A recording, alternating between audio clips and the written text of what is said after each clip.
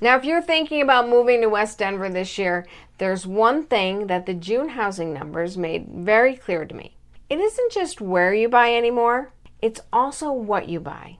And I'll explain what I mean by that in just a minute.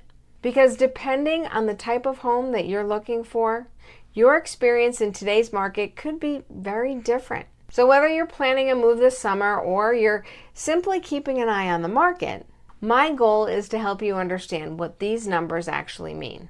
So let's start with the big picture. Today's market update is based on data from Smedra and RE Colorado.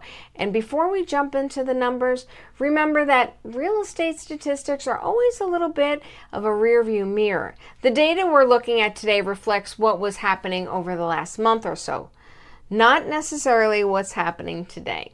And that's important because it helps us spot trends instead of reacting to headlines. So looking across the Denver metro area, inventory, well, it continues to grow. Compared to the beginning of the year, buyers have significantly more homes to choose from. Home prices have remained relatively steady and homes are still selling fairly quickly. So overall, buyers have more options, but they're also taking their time and comparing those options before making an offer. And one statistic really stood out to me this month. It's called months of supply. Now, don't let that name intimidate you. It's simply a way of looking at how much inventory is available compared to how quickly homes are selling. That's why that matters. And across the broader South Metro Denver market, single-family homes continue to have less inventory available, which generally creates conditions that favor sellers. Attached homes, like many condos and townhomes, have considerably more inventory available, and that gives buyers more choices, more time to make decisions, and in some cases, a little more flexibility when negotiating. So if you're relocating, your experience won't just depend on the city you choose.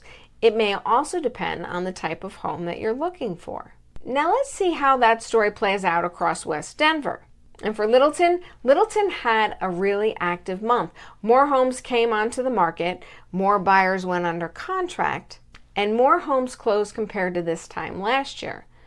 And what I find encouraging is that even with all of that activity, pricing has stayed relatively steady.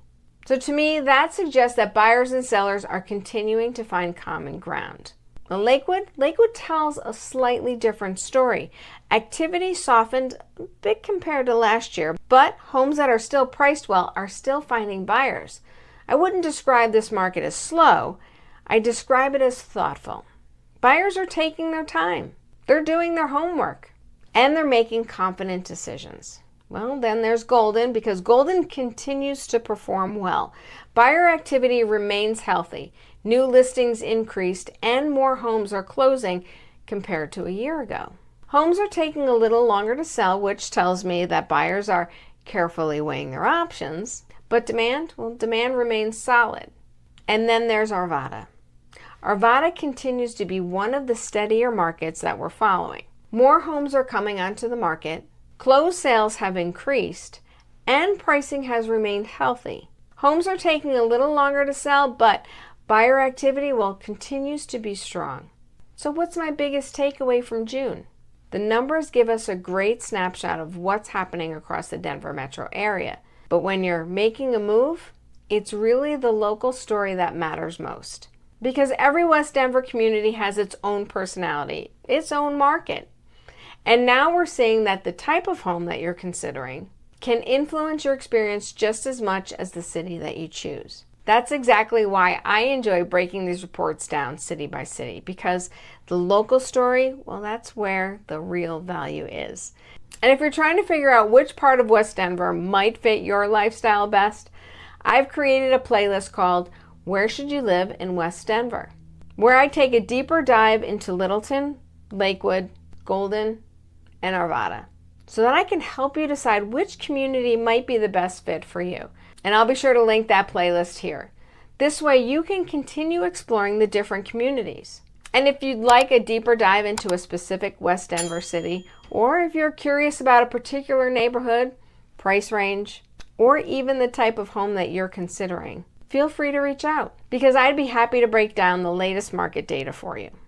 I'd be happy to answer your questions and help you understand what today's market looks like for your specific situation. Till then, remember, life is short, live somewhere awesome, and be well.